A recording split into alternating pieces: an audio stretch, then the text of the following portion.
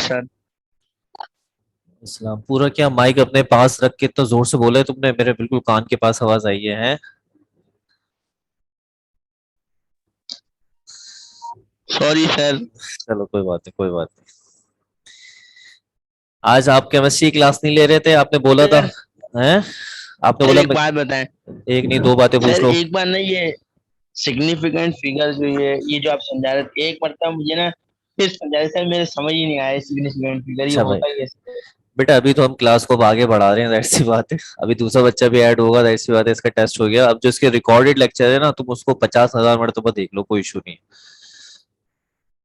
उसके अंदर ये लेक्चर पूरा रिकॉर्डेड है, उसको एक नहीं, दो नहीं, तीन नहीं, 50 दफा देख लो। ठीक है? सही है सर। सही सही। और उसके बाद फिर अगर कोई मसला आता है तो फिर मुझसे डिस्कस करना कि भाई ये मसला आ रहा है। सिग्नेट फिगर कोई इतनी मुश्किल नहीं है, आगे जाके इससे भी ज्यादा पहाड़ नुमा टाइप की चीजें आएंगी। तो उन सबके अंदर अर्शिल बेटा क्या करोगे, थोड़ा सा जरा फोकस हो जाओ, इंशाल्लाह ताला तुम्हारे मसले हल हो जाएंगे। और इस टॉपिक का एक खास फायदा ये है कि ये टॉपिक 2 दफा सीखने का मौका मिलेगा आपको। ठीक है? सही है सर। अच्छा, दूसरा ये क्या कहते हैं, हम आज अपना नया चैप्टर स्टार्ट कर रहे हैं। और इस नए चैप्टर के अंदर हम लोग चैप्टर नंबर 3 की बारी आएगी। चैप्टर 1 तो हमारा एंड हो गया है, लेकिन हम इस वक्त चैप्टर नंबर 1 के अंदर जो एमसीक्यूज के हिसाब से कुछ चीजें होती हैं उनको डिस्कस कर रहे हैं कि ये चीजें जो है ना एमसीक्यूज के हिसाब से एग्जाम में आ सकती हैं। तो ये बुक के अंदर कुछ चीजें हैं जिन्हें मैं बता रहा हूँ। जैसे मिसाल के तौर पे फला साइंसदान ने कौन सी किताब लिखी थी, लॉज ऑफ मोशन किसने पेश किया है, ऐसे करके किताब के अंदर कुछ जगहों पे चीजें हैं जो मैं बुक के हिसाब से मार्क करके बता रहा हूँ। ठीक है? उन्हें अच्छी तरह से देख लो। और अगर बुक है तो उसके अंदर खुद भी खोल के देख लेना, फिर हम चैप्टर 3 की तरफ चलेंगे। बोलो, बात क्लियर हो गई? जी सर, एक बार इंडेक्स दिखा दीजिएगा। हाँ, मैं वही दिखा रहा हूँ। ठीक है? सही है सर। अच्छा जी, ये हमारे पास चैप्टर नंबर 1 है जिसका नाम है the scope of physics. The scope of physics chapter number 1। और इसके बिल्कुल यहाँ पे आएंगे, इस जगह पे देखें, ये वाला जो ये वाला पैराग्राफ है, द हिस्ट्री ऑफ फिजिक्स। नजर आ रहा है?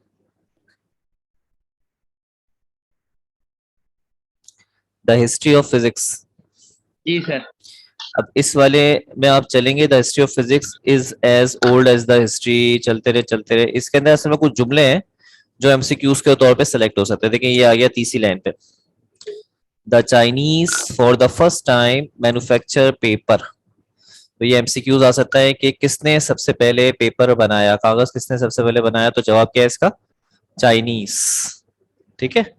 तो ये एमसीक्यूज एग्जाम में आ सकता है इस तरह से जैसे मैंने आपको बताया अभी। क्लियर हो गया? सर 2 मिनट रुकिएगा, मैं आपको जवाब दूंगा। तो बुक से देखने की जरूरत नहीं है भाई, यहाँ से देख लो, बाद में खुद आराम से मार्क कर लोगे इसको। या बुक लेकर आ रहे हो? सही, मेरे पास बुक पड़ी है, लेकिन पुरानी जो आप लाइन बोले ना, वो उसमें मिल नहीं रही है मेरे को। तो मसला नहीं है, अभी खाली इससे देखो। ठीक है? अच्छा, एक तो हो गया यहाँ से द चाइनीज वाला, ये पेज नंबर 1 पे मौजूद है द चाइनीज। और इसके बाद आगे बढ़ते हैं। अब देखो दूसरा एमसीक्यूज यहाँ से आ रहा है। इजिप्शियन, मिस्र के लोगों को कहते हैं Egyptian, use to measure the flood level in the river Nile. यानी मिस्र के जो लोग थे उन्होंने दरियाए नील के अंदर जो सैलाब आते थे उसके बारे में मालूमात हासिल करते थे, नापते थे। जैसे पानी इतना चढ़ गया है, हमारे यहाँ भी क्या होता है, निशान लगाए जाते हैं। ठीक है? खतरे की अलामत होती है, अगर पानी खतरे की अलामत तक आ जाए तो फिर सैलाबी कैफियत पैदा हो जाती है। तो वो नापने का तरीका जो था वो मिस्र के लोगों ने दरियाफ्त किया था। ठीक है? अच्छा, इसके बाद नीचे वाले पैराग्राफ पे आ जाएंगे। और जब नीचे वाले पैराग्राफ पे आएंगे तो नीचे वाले पैराग्राफ के अंदर देखिए ये वाला, the people of Indus valley. Indus valley जो होती है वो दरिया, ये वादी सिंध को कहते हैं Indus valley. Were the Pioneers of decimal system. जो इंडस वैली है, यानी हमारा ये जो सिंध का इलाका है, इनको डेसिमल सिस्टम जो होता है वो 0 to 9 जो होता है इसको कहते हैं डेसिमल सिस्टम। ये इसको डेवलप करने में इनका बहुत ज्यादा अहम किरदार है सिंध के लोगों का, यानी यहाँ पुरानी तहजीब के हिसाब से ये लोग बहुत ज्यादा मशहूर हैं। ठीक है, यहाँ तक बात समझ में आ गई? जी सर।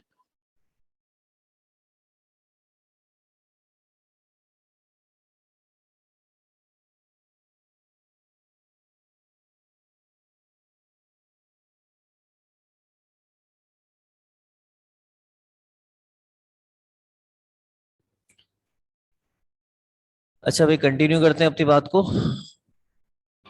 ठीक है, और आगे बढ़ते हैं, मजीद और एमसीक्यूज देखते हैं इसके अंदर।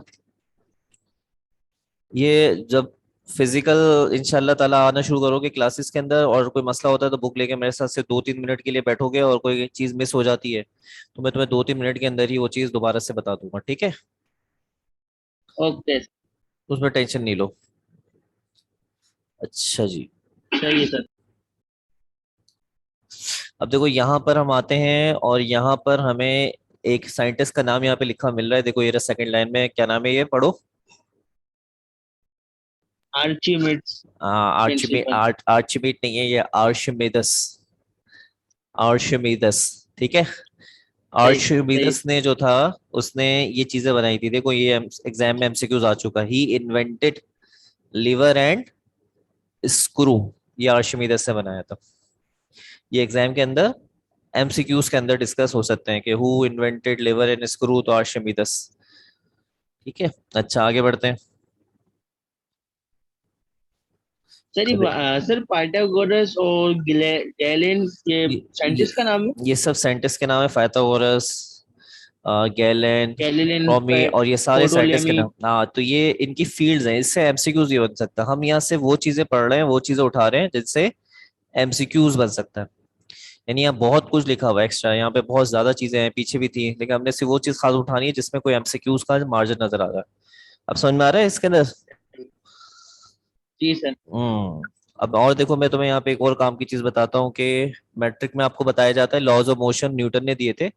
ये सही नहीं है जी। असल में। जिस साइंटिस्ट ने लॉज ऑफ मोशन दिए थे उसका नाम था गिलेलियो गैलीली। गैलीलियो। हाँ, देखिए ये लिखा गैलीलियो हुआ है, his work on the laws of motion in the presence of motion. Constant acceleration. तो गिलेलियो गैलीली ने असल में लॉज ऑफ मोशन पे काम किया था। काम से मुराद ये कि जैसे आइडिया जनरेट किया था, कॉन्सेप्ट बनाया था, ऐसा होता है, यूं हो सकता है, लेकिन न्यूटन ने उसके काम को पाए तकमील तक पहुंचाया था, एंड किया था। यानी गिलेली गिलेली एंडिंग पे नहीं पहुंचा सका, इसने सर न्यूटन ने। गैलीलियो ने डिस्कवर किया था। हाँ, ठीक है। मेरी और पहले मेरी सही। पूरी पहले मेरी बात सुनो, फिर इसके दरमियान में फिर तुमने बोलना है। गिलेलियो गैलीली ने कॉन्सेप्ट डेवलप किया था लॉज ऑफ मोशन का, और न्यूटन ने उसको क्या किया था, एंड किया था। बहुत सारे ऐसे काम है जो बाज दफा कोई शुरू करता है और उसको फिर कोई दूसरा मुकम्मल करता है, तो वो क्रेडिट जो होता है वो दूसरे को मिल जाता है। जैसे हमारे यहाँ सियासी हुकूमत में होता है, किसी ने कोई मंसूबा स्टार्ट करा लेकिन हुकूमत खत्म हो गई, टाइम पूरा हो गया, मंसूबा पूरा नहीं हुआ, किसी और दूसरी हुकूमत ने आगे उसे कंप्लीट करा तो क्रेडिट उनके नाम चला जाता है। ठीक है, एंड उसने कर दिया। तो इसी तरह से इसमें भी है, गैलीलियो गैलीली ने कॉन्सेप्ट दिया, लेकिन लॉज ऑफ मोशन को एंडिंग और बेहतर अंदाज से न्यूटन ने एंड किया, तो इसलिए हम न्यूटन के हिसाब से इसे जानते हैं। लेकिन एग्जाम में एमसीक्यूज अगर आए और आपको टिक लगाना पड़े, तो आपने टिक किस पे लगाना है? Galileo Galilei. ये एक अहम बात थी, सीखी ना ये वाली बात? जी सर। अच्छा, इसके बाद हमारे पास आ रहा है जोहानेस केपलर। हाँ, जोहानेस केपलर। ये आगे हायर क्लासेस, बीएससी बीएस के अंदर आता है, इसके अंदर। जो आप Newton universal law of gravitation पढ़ते हैं, Newton universal law of gravitation नाम सुना हो ना इसका? उसकी जो बेस रखी थी, वो बेस असल में रखने वाला ये साइंटिस्ट था, जोहानेस केपलर इसका नाम। ये जोहान लिखा हुआ है, इसका पूरा नाम था जोहानेस केपलर। और ये बड़ा मशहूर है, इसने कुछ कवानीन पेश किए थे जिन्हें कहते हैं Kepler's law of planetary motion, यानी सैयारों की हरकत। जो सैयारे अपने ऑर्बिट में, मदारों में हरकत करते हैं, उनकी हरकत के बारे में इसने 3 कवानीन पेश किए थे, जो बड़े मशहूर कवानीन है, जो हायर क्लासेस में पढ़ाए जाते हैं, यानी बीएससी में, बीएस वगैरह के अंदर बच्चों को फिजिक्स के अंदर पढ़ाए जाते हैं, आपके फर्स्ट या सेकेंड ईयर में नहीं है। तो ये भी बड़ा एक अहम एमसीक्यूज है कि जोहानेस केपलर ने क्या पेश किए थे, लॉज ऑफ प्लेनेटरी मोशन। आ रहे समझ में? यानी मैं ये समझ में आ रहा है कि मैं किस किस तरीके से लेके चल रहा हूँ इसको। अच्छा, जी इस सर। इसके बाद ये जो सारा पैराग्राफ है, ये सिर्फ आपके लिए, आप पढ़ना चाहें तो अपनी नॉलेज के लिए पढ़ लें, आपके पास फिजिक्स की बुक हो तो। इसके अंदर सिर्फ एक आध कुछ ऐसे एमसीक्यूज हैं जो कि अच्छे हैं, वो मैं आपको दिखा देता हूँ। देखिए ये रहा, ये यहाँ पे एक दो तीन चार पांच, पांचवी लाइन पे है और मैंने उंगली भी रखी हुई है, आपको नाम पढ़ रहा होगा, साइंटिस्ट का नाम है, क्या नाम है जल्दी से, क्योंकि मैं अपने कैमरे को मजीद और नहीं कर सकता इससे आगे। एक मिनट कोशिश करता हूँ, शायद हो जाए। आइंस्टाइन है सर।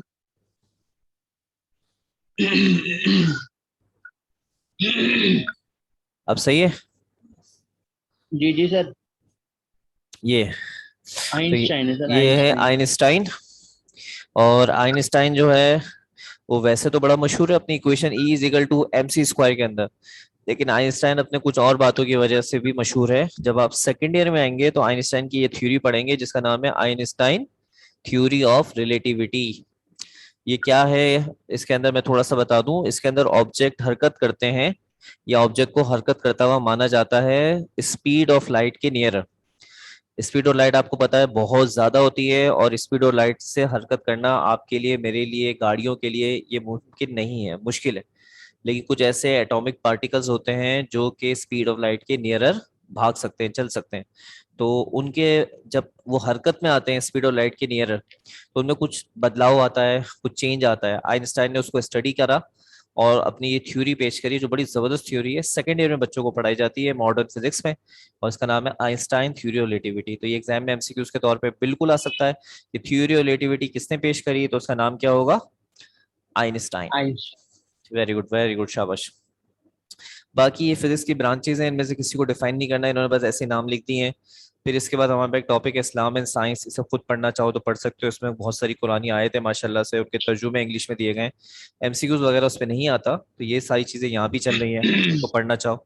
अब यहाँ पर जब इस पोर्शन में आओगे यहाँ पे, ठीक है, ये यहाँ पर अब बहुत सारे मुसलमान साइंसदान हैं जिन्होंने फिजिक्स के अंदर काम करा है, उनके बारे में हमने पढ़ना है कि वो कौन से साइंसदान थे जिन्होंने काम करा है। कुछ थोड़ा बहुत यहाँ पे डिस्कस है, इनसे भी एग्जाम में डिस्कस हो सकता है, ठीक है।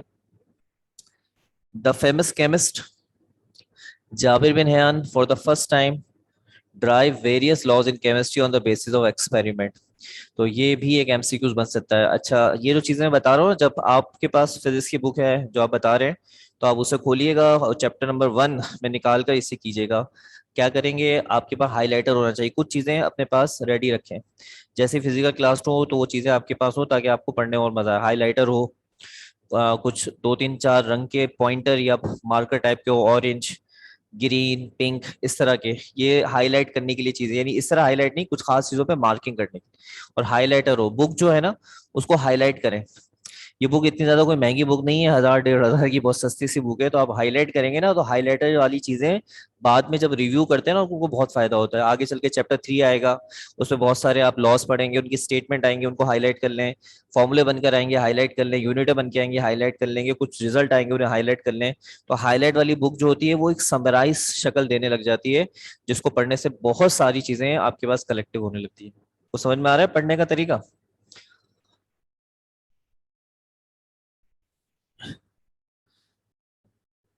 पता नहीं अर्शिल भाई हमारे साथ हैं भी या नहीं है। सर हूँ। अच्छा अच्छा अच्छा अच्छा, तो हाइलाइटर का इस्तेमाल समझ में आया।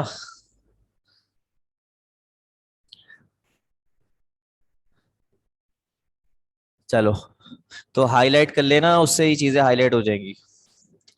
अच्छा, अब आगे देखिए, इसी के आगे लिखा हुआ है हमारे पास, अल बतानी, ये भी एक साइंटिस्ट है।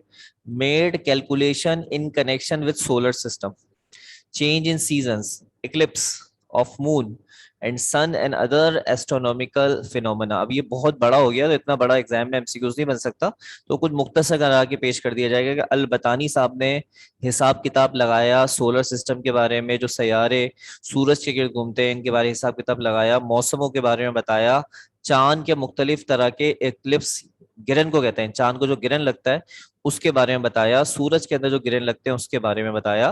तो ये सब का सब जो है एस्ट्रोनॉमी से जुड़ा हुआ है, एस्ट्रोनॉमी। तो आप यूं कह सकते हैं अल बतानी ने एस्ट्रोनॉमी पे काम किया।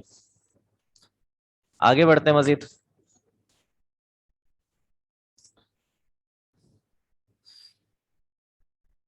अच्छा, इसके अलावा एक और साइंटिस्ट हैं, और ये साइंटिस्ट किसी तारुफ का मोहताज नहीं है।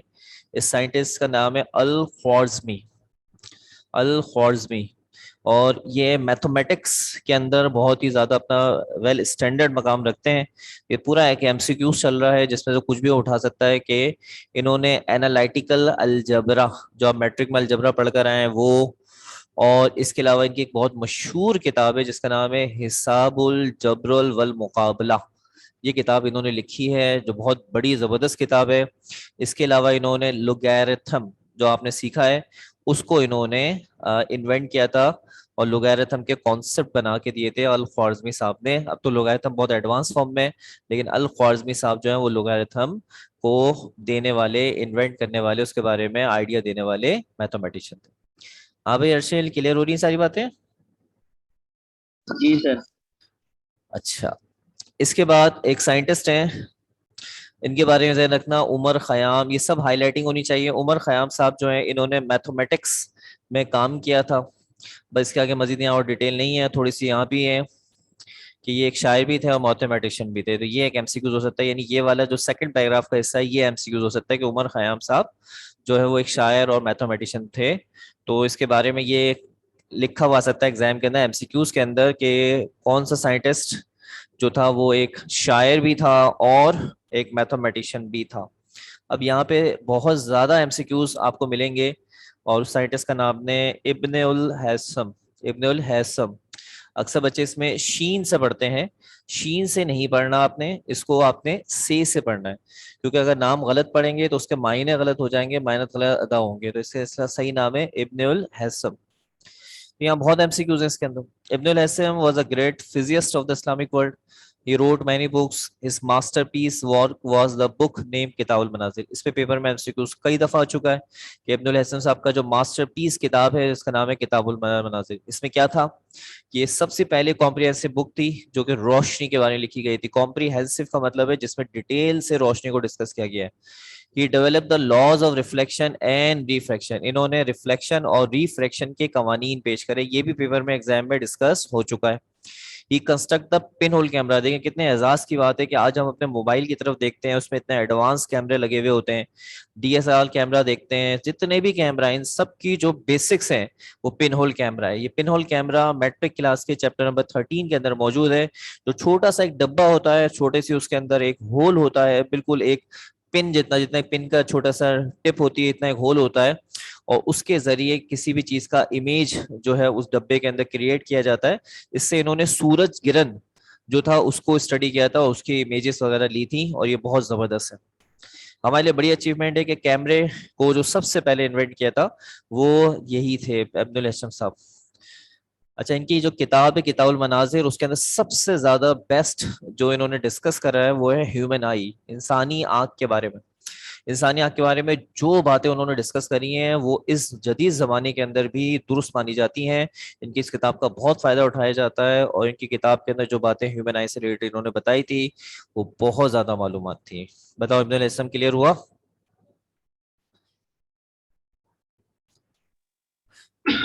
जी सर। अच्छा, भाग तो नहीं गए? ऐसा नहीं खाली क्लास ऐसे सामने लगा के भाग गए हो या कुछ अपने काम में लगे हुए हो? नहीं नहीं सर, बैठा हुआ अच्छा, यहीं बैठा हूँ, तो यानी तुमने मैं सुन रहा था। तो कल तुमने केमिस्ट्री क्लास लेने का मना क्यों किया कि मैं आज केमिस्ट्री क्लास नहीं लूंगा या मेरा मूड नहीं हो रहा?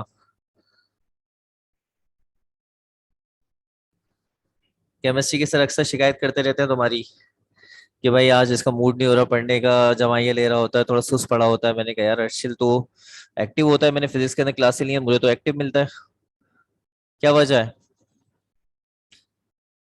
ऑनलाइन में मजा नहीं आता?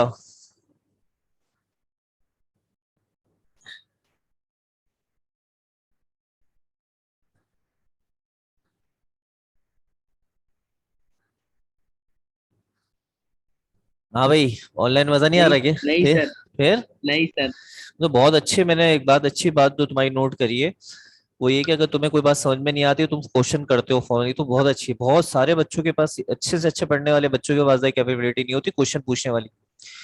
वो क्लास टीचर से हेजिटेट करते हैं, डांट डपट की वजह से पीछे हो जाते हैं, लेकिन क्वेश्चन पूछने की सलाहियत हर बच्चे के पास नहीं। सर ये समझ में नहीं आया, या इस बात से एक सवाल निकाल दिया कि सर ये वाली बात आपने बताई है, ये वाली अगर ऐसे है तो इस तरह का मामला क्या होगा। ये चीजें तो बहुत अच्छी स्किल्स में काउंट होती है। सीखने वाले तो क्वेश्चंस करते हैं, और ना समझ में आए तो रिपीट कर दें, बात को दोहरा दें ताकि हम उसको और अच्छे अंदाज से कर सकें। These are good skills. लेकिन ऐसा नहीं कि आपने 50 दफा पूछना शुरू कर दिया, सर अब दोबारा बताते हैं, सर सर प्लीज दोबारा बताते हैं, ऐसे करके हैं। नहीं नहीं सर। अच्छा भाई चलो। हर टीचर बड़ा मेहनत कर रहा है। जब फिजिकल में आओगे, सबसे मिलोगे, तो अंदाजा होगा कि जितने टीचर मास्टर्स पढ़ा रहे हैं। मैं केमिस्ट्री के टीचर के बारे में बताता चलूं जिनसे आप केमिस्ट्री पढ़ रहे हैं, वो मेरे भी केमिस्ट्री के उस्ताद हैं। 19 माशाल्लाह से 78 से वो केमिस्ट्री पढ़ा रहे हैं, डॉक्टर अजीज। और मैंने उनसे केमिस्ट्री पढ़ी है। बल्कि कराची के अंदर बहुत बड़ा तबका है, बहुत बड़ी जनरेशन हैं जो माशाल्लाह से बड़े बड़े टीचर बन चुके हैं, बड़े बड़े ओहदों पे फाइज हैं, और बहुत बड़े बड़े खुद भी टीचर हैं। वो मेजॉरिटी डॉक्टर अजीज के स्टूडेंट हैं। डॉक्टर अजीज केमिस्ट्री के अंदर एक बहुत चमकता दमकता सूरज है, और बहुत ज़बरदस्त है, बहुत ही ज़्यादा शफीक है। अभी मैं भी कुछ जगहों पे केमिस्ट्री से अटैच होता हूँ, तो डॉक्टर अजीज मेरी हर जगह पे हेल्प कर रहे होते हैं, अभी भी बहुत ज़्यादा मोहब्बत करते हैं। बहुत अच्छे। जब उनकी उनसे मुलाकात होगी तो आपको आइडिया होगा, अभी आप पढ़ाते होंगे तो आपको आइडिया हो जाता होगा, आप अंदाजा करें। मेरे भी, और जो हमारे यहाँ मैथ्स पढ़ाते हैं कॉलेज के अंदर, उन हम दोनों के उस्ताद, और भी कई सारे टीचर या कॉलेज में पढ़ाते थे, मूव हो गए, आगे हो गए, उनके भी उस्ताद रह चुके हैं। बहुत ज़बरदस्त किस्म के। जब आपकी मुलाकात होगी तो आप उनकी एज के हिसाब से नहीं, बल्कि उनकी पर्सनैलिटी और उनका बच्चों से साथ लिंकिंग का जो मामला है, बहुत ज़बरदस्त है। खैर, लेक्चर को आगे बढ़ाते हैं बेटा। अल राजी जो है ना, ये भी एक बहुत अच्छे साइंटिस्ट हैं।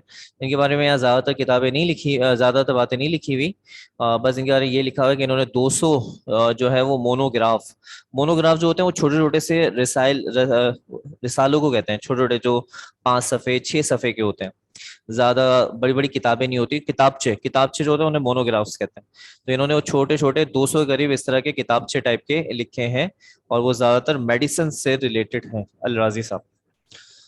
यहाँ बहुत मुख्तसर मालूमात है, डिटेल से आपको गूगल वगैरह पे मिल जाएगा।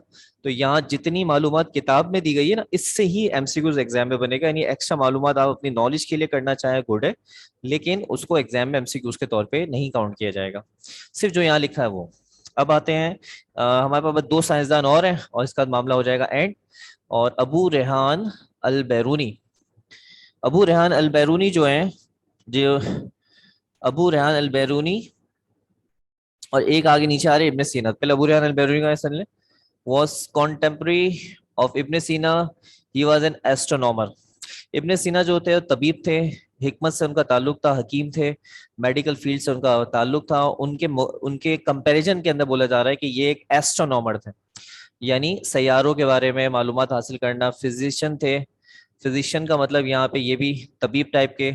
एंड मैथमेटिशियन, और मैथमेटिक्स से इनका ताल्लुक था। यानी इब्ने सीना जो थे वो सिर्फ तबीब थे, उनका सिर्फ मेडिकल से ताल्लुक था, फिजिशियन थे वो सिर्फ, लेकिन ये एस्ट्रोनॉमर भी थे, तबीब भी थे, और मैथमेटिशियन। इसके अलावा कुछ अरसे इंडिया में भी रहे during the reason of Mughal empire Akbar. ये आपकी नॉलेज के लिए लिखा है, इसका कोई वो नहीं, एमसीक्यूज वगैरह का मामला नहीं, ये एमसीक्यूज आ गया। इनकी मशहूर किताब किताबुल कानून अल मसूदी, इसको इंसाइक्लोपीडिया माना जाता है। एस्ट्रोनॉमी बहुत बड़ा एजाज है।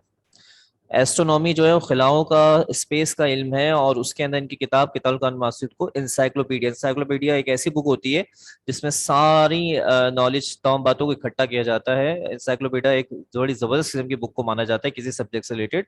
तो एस्ट्रोनॉमी का इंसाइक्लोपीडिया का एजाज हासिल है। किताबों के नाम जरूर ध्यान रखिएगा, किताबुल कानून अल मसूदी।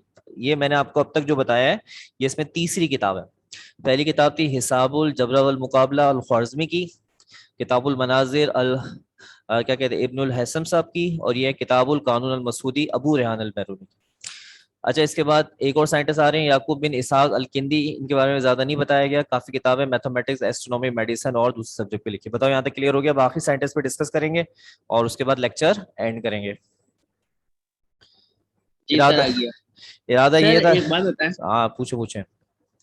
सर ये जो ऊपर ऊपर लिखा है अबू रेहान अल बैरूनी वॉज कॉन्टेम्परेरी, इसका मतलब क्या है कॉन्टेम्परेरी का? कॉन्टेम्पररी का मतलब आप ये कह सकते हैं कि अबू रेहान अल बैरूनी और इब्ने सीना ये दोनों फिजिशियन थे, यानी तिब्ब से इनका ताल्लुक था, मेडिकल फील्ड से दोनों का ही ताल्लुक था, लेकिन वो सिर्फ मेडिकल फील्ड से जुड़े हुए थे ज्यादातर, उसी में ज्यादातर उन्होंने काम करा है। लेकिन अबू रेहान अल बैरूनी ने एस्ट्रोनॉमी में भी काम कर रहा है और मैथमेटिक्स में भी काम कर रहा है। वो सिर्फ खाली मेडिकल से जुड़े हुए थे। अब समझ में आया? जी सर। अच्छा, अब ये हमारे पास आखिरी साइंसदान आ गए, और ये आखिरी साइंसदान है, इनका नाम है इब्ने सीमा। इब्ने सीना, सॉरी, इब्ने सीमा कह रहा हूँ, माजरत, इब्ने सीना। ये हमारे एक और साइंटिस्ट हैं, और इब्ने सीमा से रिलेटेड एमसीक्यूज भी एग्जाम में डिस्कस होते रहते हैं, ठीक है। इब्ने सीमा was famous for his original research in the field of medicine. देखें, मेडिसिन यानी दवाइयों की फील्ड के अंदर बड़े मशहूर हैं। He discover the use of catheters. ये कैथर्स का मैंने बच्चों को बोला था कि मैं बताऊंगा, आपसे माजरत करता हूँ, मैं इसके बारे में जरा मालूमात नहीं ले सका प्रॉपर। मैं लेके जरूर बता दूंगा, इसलिए इसके लिए माजरत कबूल करें। He gave intravenous injections by means of silver syringe. Intravenous समझ गए ना, जो हमारे क्या कहते हैं, बाजू पे जो इंजेक्शन लेते हैं, जिसे हम नस का इंजेक्शन कहते हैं, जो कि हमारी नब्स जो होती है, उसको तलाश करके उसके अंदर इंजेक्शन लगाया जाता है। तो ये सबसे पहले जो था इब्ने सीना ने दिया था। और सिल्वर सिरिंज यानी चांदी की सिरिंज होती थी, बहुत पुरानी बात है, यानी जो आज जो आप सिरिंज देखते हैं प्लास्टिक की, जिसके आगे की जो निडल होती है वो खाली क्या कहते हैं, स्टील टाइप की किसी मटेरियल की बनी हुई होती है। और ये पूरा सिल्वर, पूरी बॉडी जो थी उसकी सिल्वर की बनी हुई होती थी, पूरी बॉडी चांदी की। और उसके जरिए ये इंजेक्शन देते थे जो इनके मरीज आ, क्योंकि हकीम थे, तबीब थे, इनके पास मरीज आते थे तो उनकी तबीयत खराब होती थी तो उनको इंजेक्शन लगाते थे। यानी इंजेक्शन का कॉन्सेप्ट यहाँ से आया है, इब्ने सीना के साथ तरफ से आया। किसी को बुखार है, इंजेक्शन लगा दिया। आज हम किसी जाते हैं जो इंजेक्शन लगा रहे होते हैं, वो सब यहाँ से है। इस famous book, famous because of his famous book, because of his medical textbook अल कानून फित तिब।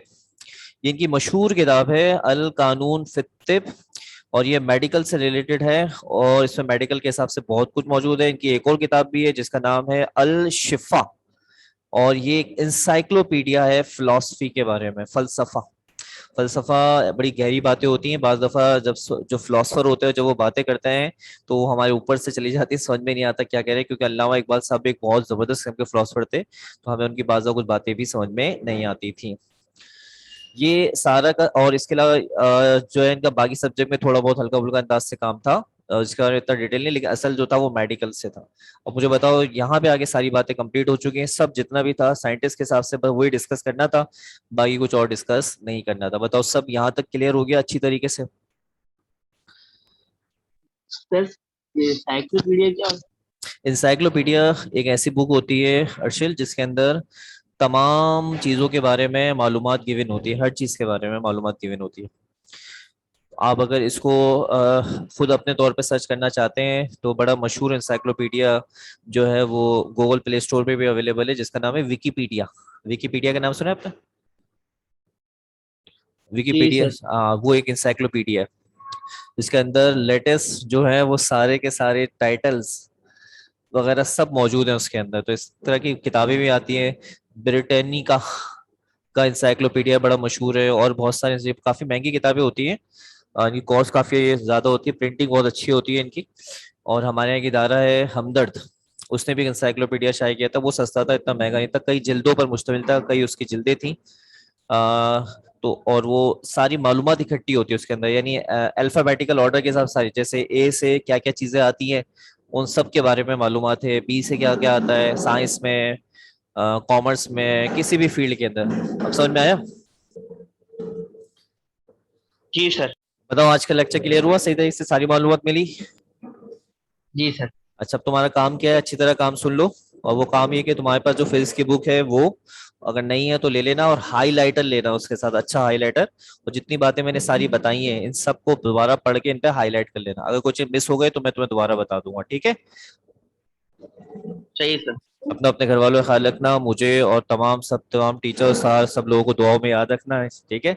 इंशाल्लाह पीर को मुलाकात करते हैं इस दुआ के साथ कि इंशाल्लाह पीर को कॉलेज फिजिकल स्टार्ट हो जाए, और हम और आप फिजिकल अंदाज में मिल भी सकें, और आपको मजीद आगे कंटिन्यू करवा सकें, ठीक है बेटा? और वो लेक्चर जो है ना वो सही अवेलेबल सर। हैं, उनको वहां से सिग्नेट करके देख लेना, कोई इशू नहीं है। और फिजिकल मिलेंगे तो 5 मिनट की मारे, 5 मिनट में ऐसा खाली बैठ जाना, मैं तुम्हें सिग्नेट फिगर 5 मिनट के अंदर तुम्हारे दिमाग के अंदर सारे बैठा दूंगा, ठीक है भाई? सही सर। ओके भाई, अपना ख्याल रखना, इजाजत दो, अल्लाह हाफिज। अल्लाह हाफिज।